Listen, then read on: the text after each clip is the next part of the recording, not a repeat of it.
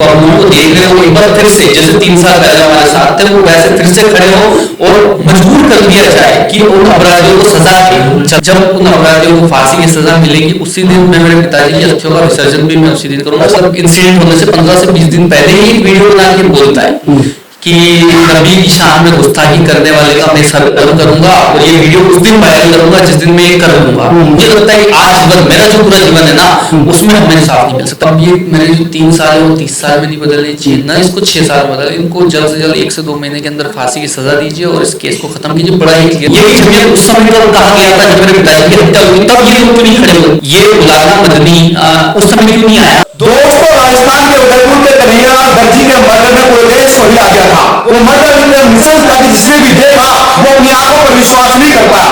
लेकिन 3 साल हो गए, 28 जून 2022 से अब 25 जुलाई चल रहा है। उनका बेटा संघर्ष कर रहा है, नंगे पैर बाल नहीं कर पाए, इसलिए कि वो चाहता है कि उसके बाप के कातिलों को सजा मिले। उसी दिन सभा उठाई थी और तमाम रहनुमाओं ने, शहरदारों ने कहा था कि फास्ट कोर्ट के साथ हम न्याय दिलाएंगे। 3 साल हो गए, सेटिस्फाई नहीं। अब उनके ऊपर फिल्म आई है, उसको लेकर भी आरोपी कातिल सुप्रीम कोर्ट पहुंच चुके हैं। देश के अलग अलग हाई कोर्ट में पिटीशन दायर की गई है कि ये फिल्म रिलीज नहीं होनी चाहिए, सच्चाई दिखनी नहीं चाहिए। यस, सिर्फ शुरुआत, एक पिता एक पुत्र के लिए सबसे बड़ा दरख्त होता है, साया होता है। क्या कहेंगे पिता के बारे में जो अपने भी नहीं? पापा थे ना वो मतलब एक हमको और पूरा जो परिवार है उसको मतलब ऐसे संभालते थे ना जैसे कि मतलब कोई मेरे जो बुआ है वो आज भी मतलब जब पापा की बात निकलती है तो रोने लग जाते हैं। ठीक है, मम्मी जब भी पापा की कई बात निकलती है, मम्मी मीडिया में भी बहुत जगह मतलब ऐसी कंडीशन हुई कि मम्मी के आंखों से आंसू निकले, कई बार मैं खुद भी रो दिया। वही चीजें कि पापा की जो कमी है वो 3 साल से लेकर आज तक वैसी ही है जैसी 3 साल पहले थी, बट अभी तक हमें न्याय नहीं मिला। वाले तो क्या फास्ट कोर्ट की बात हुई थी, 6 महीने में फांसी की बात हुई थी, तो कहीं लग रहा है कि वो रास्ता है? देखिए हाँ, बहुत बड़े बड़े वादे किए गए थे कि आपके पिताजी का केस तो क्लियर है, ठीक है, अपराधियों ने मारा है, वीडियो बनाया है, वायरल किया है, कबूल भी लिया है, ठीक है, कि हमने किया है, इस दिन किया है, इस समय किया है, ठीक है। फिर भी उस वीडियो का FSL भी आ चुका है, सब कुछ हो चुका है, फिर भी ये चीज नहीं समझ आ रही है अभी तक इस केस में इतनी देरी क्यों हो रही है, उन दोनों अपराधियों को सजा क्यों नहीं मिली है। और अभी तक सजा मिलना तो बहुत दूर की बात है, केस फास्ट ट्रैक तक में नहीं हुआ है। 3 साल में फास्ट ट्रैक की जो डिमांड कर रहे हैं वो तक पूरी नहीं हुई है। 6 महीने दिक्कत क्या है?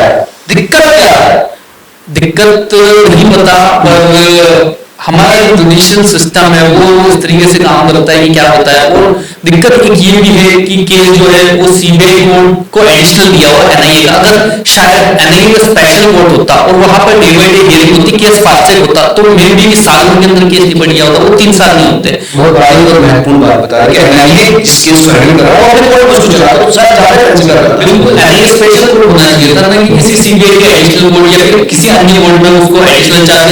नेशनल लेवल का केस है, पूरे इंडिया के देशों में भी इसकी चर्चा हुई, बट फिर भी इस केस पे इतना डिले क्यों हो रहा है ये चीज समझ नहीं आ रही। बात मेरी छोड़ी, अब तो काफी सुप्रीम कोर्ट पहुंचे हैं, आपके पापा जो फिल्म आई उसको रुकवाएंगे? हाँ बिल्कुल, एक कातिल मोहम्मद जावेद जो कि छूट चुका है वो रीट डाल रहा है, उसके बाद मौलाना रीट पिटिशन डाल रहा है, उसके बाद मौलाना मदनी जो कि हिंद के मौलाना है वो इस मूवी के खिलाफ पिटिशन डाल रहे हैं। जबकि हमारी जो मूवी है वो मैं देख चुका हूँ, उसके बाद हमसे कंसर्न लेके बनाई गई है पूरी, इसमें जो दिखाया गया है वो आतंकवादी विचारधारा के खिलाफ है, ठीक है, कि दो पाकिस्तानी किस तरीके से उनकी जो जड़ें हैं वो इंडिया में जमा रखे हैं और वो किस तरीके से लोगों को कंट्रोल करते हैं स्लीपर सेल मॉडल पे। क्या सत्य के करीब है? क्या सच दिखाया गया है फिल्म में? जब बिल्कुल उस मूवी में जो कुछ दिखाया गया वो बिल्कुल सत्य के करीब है और सब कुछ उसमें सत्य दिखाया गया है। तो फिर जमीयत को क्या दिक्कत है?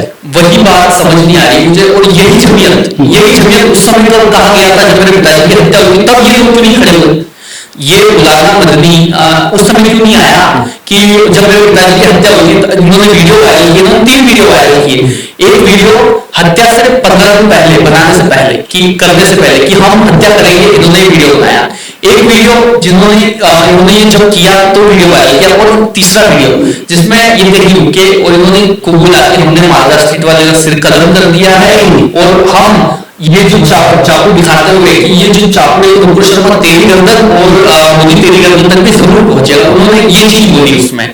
वो कितने कंफर्म थे, 15 दिन तक इस साइकोलॉजी के साथ जीते रहे, 15 दिन बाद कत्ल किया, कत्ल के बाद पछतावा नहीं है, उसके बाद पीएम और ऊपर तक की बात करें। बिल्कुल, इतना हमने के बावजूद अगर उनको सजा नहीं मिलती तो बहुत बड़ी बात है हमारे देश के अंदर। अब मोदी कह रहे हैं कि नहीं, इससे हिंदू मुस्लिम कन्फ्लिक्ट बढ़ जाएगा, देश में वायलेंस हो सकती है। ठीक है, कुछ बोलना चाहूंगा तो क्या उस समय जब मेरे पिताजी को मारा गया था तब हिंदू मुस्लिम कॉन्फ्लिक्ट नहीं हुआ था? उस समय क्या हुआ था? ये चीज वो आप ही जो बोल रहे हैं उस समय नहीं बोले। वो कह रहे हैं कि आप कातिलों को सजा दीजिए, उसको पकड़ा गया है, वो चल रहा है, लेकिन इस फिल्म से जो है फिर से वो हिंदुओं का मुसलमानों के प्रति नफरत बढ़ सकती है, हिंदू मुस्लिम दरार पैदा हो सकती है। अच्छा, तो एक जो हकीकत है, जो सच्चाई है, जो लोग देखना चाहते हैं, ठीक है, मुझसे मुझसे जो भी इंसान मिलता है वो पूछता है कि एक्चुअली में आपके पिताजी के साथ क्या हुआ था, अभी तक उन्हें न्याय नहीं मिला, 3 साल हो गए, बहुत लंबा समय होता है, अभी तक क्यों कुछ नहीं हुआ? तो बस मेरे पास कोई जवाब नहीं होता उस चीज का। तो मैं चाहता हूं कि देश का हर व्यक्ति, हर इंसान, चाहे वो किसी भी धर्म, किसी भी समुदाय का, वो जाने कि मेरे पिताजी के साथ क्या हुआ, उन्हें किस विचारधारा के मारा गया, उन्हें किस तरीके से आतंकवादियों ने मारा। तो ये फिल्म कन्हैयालाल के परिवार का जवाब है। बिल्कुल, ये जो मूवी है ये हमारे परिवार का दर्द है, हमारा जवाब है कि हमें इंसाफ नहीं मिला, और जो भी लोग इस मूवी को देख रहे हो एक बार फिर से, जैसे 3 साल पहले हमारे साथ थे, वो वैसे फिर से खड़े हो और मजबूर कर दिया जाए कि उन अपराधियों को सजा जल्द से जल्द। हालांकि 3 साल हो गए हैं, लेकिन मुझे लगता है कि ये आपके लिए वो लम्हा, वो दिन अभी भी जिंदा होगा आपकी स्मृति में। देखिए, कहीं ना कहीं मैं उस चीज को बहुत कोशिश करता हूँ मेरे दिमाग में ना आए, ठीक है, और मैं किसी तरह उस चीज से लिखूं, पर नहीं, जब तक मुझे नहीं लगता कि जब तक उन अपराधियों को सजा मिलेगी मैं उस चीज को कभी भुला पाऊंगा। जब उन अपराधियों को फांसी की सजा मिलेगी उसी दिन मैं मेरे पिताजी की अस्थियों का विसर्जन भी मैं उसी दिन करूंगा। वो हत्या भी ऐसे कैसे रखी हुई है, जब उन अपराधियों को फांसी की सजा होगी तभी मैं हरिद्वार जाके अस्थियों का विसर्जन करूंगा, जूते चप्पल भी उसी दिन पहनूंगा। क्या उस यहाँ बताएंगे कैसे हुआ था वो दिन, कैसा था, उससे पहले क्या माहौल था, किस तरह से पिता के साथ संवाद किया? देखिए, 10 जून की बात है, करीब पापा ने मुझे शाम को आके बोला था कि वो जो सामने नाजिम रहता है वो मेरे फोन में कुछ पोस्ट वगैरह के लिए बोल रहा था और खुद ही डिलीट कर दिया उसने। तो नाजिम ने आपके पिता का फोन भी लिया, डिलीट कर दिया, बता, ठीक है, और उससे पहले पापा का फोन लेता रहता था। अच्छा, तो क्योंकि पापा एकदम हमारे जैसे लगते थे उसको, बेटे जैसे, वो उसकी एज को 27-28 साल ही रही होगी उस समय। तो यही रहा, और सुबह पापा जब घर से निकलते तो पापा एकदम फेस पे टेंशन जाती है। तो मैंने पूछा पापा क्या हो, तो पापा बोलते हैं कि मुझे थाने से कॉल आया, थाने पे बुलाया है। ये 10 तारीख की बात है, ये 10 तारीख 11 की बात है, 10 को तो पोस्ट नाजिम डिलीट किया। देन सुबह जब पापा थाने पहुंचते तो पापा को पता चलता कि आपने किसी धार्मिक भावना को आहत करते हुए कोई पोस्ट की है, इसलिए आपको गिरफ्तार किया। अच्छा, उसी समय पापा को थाने में बिठा लिया गया, और जब हम थाने पहुंचे पापा को बात करने के लिए, छुड़वाने के लिए, तो हमें पता चलता है कि जो एफआईआर लिखवाई है वो लिखवाने वाला नाजिम खुद है। अच्छा, नाजिम ने डिलीट की, बिल्कुल, नाजिम ने ही बिल्कुल, उसके फादर एक्सपायर हुए कोरोना में, उससे पहले उसके फादर को पापा ने कुछ 10 से 15 हज़ार रुपए की मदद भी की होगी, और कोरोना में एक्सपायर हो गए तो पापा ने उस लड़के से लिए भी नहीं, छोड़ो क्या फर्क पड़ता है करके। पर नहीं, ये लोग कभी नहीं समझते उस चीज को। ये चाहता ना तो उसी समय उस मुद्दे को खत्म कर देगा, पोस्ट डिलीट हो गई थी और सब कुछ मामला सिमट गया था, पर नहीं, इसने 100 लोगों को इकट्ठा करके थाने पे और पापा के खिलाफ एफआईआर लिखवाई, और उसके बाद यही पापा की दुकान की रेकी करवा रहा था, और पापा को मारने की साजिश में ये भी शामिल था। तो नाजिम के पीछे फिर नाजिम व्यक्तिगत रूप से लीड कर रहा है, उसको एक टूल बनाया गया था। देखिए, अब चोर तो नहीं बोलेगा कि मेरी गाड़ी में तिनका, ठीक है, हाँ, नाजिम का ये कहना था कि मुझसे मेरे समाज के लोगों ने करवाया, पर मेरी बात को नहीं मान सकता क्योंकि वही एफआईआर करने वाला, मैंने उसकी साइन नहीं किया एफआईआर में। मोहम्मद घोष और ये था, ये कब इस मामले में इन्वॉल्व हुआ? देखिए या इसको टीका तब क्या रहेगा तो तुमको करना है, चाकू तुमको चलाना है।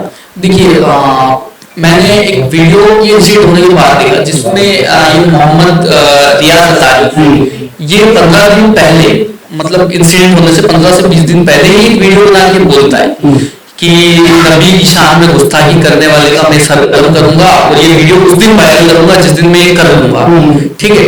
और उसी वीडियो में वो बोलता है अपने जो समुदाय के गुंडे वगैरह उनको बताते हुए कि तुम ये हरी पीली लाल चुड़िया पहन लो क्योंकि तुमसे किसी जो गैर मुस्लिम है उसका खून नहीं होगा, तुम तो खाली आपस में ही लड़ोगे। इस तरह की मतलब भड़काते हुए वो बोलता है उस वीडियो को, वो वीडियो वो उस दिन वायरल करता है जिस दिन ये काम मतलब पापा की हत्या कर देता है।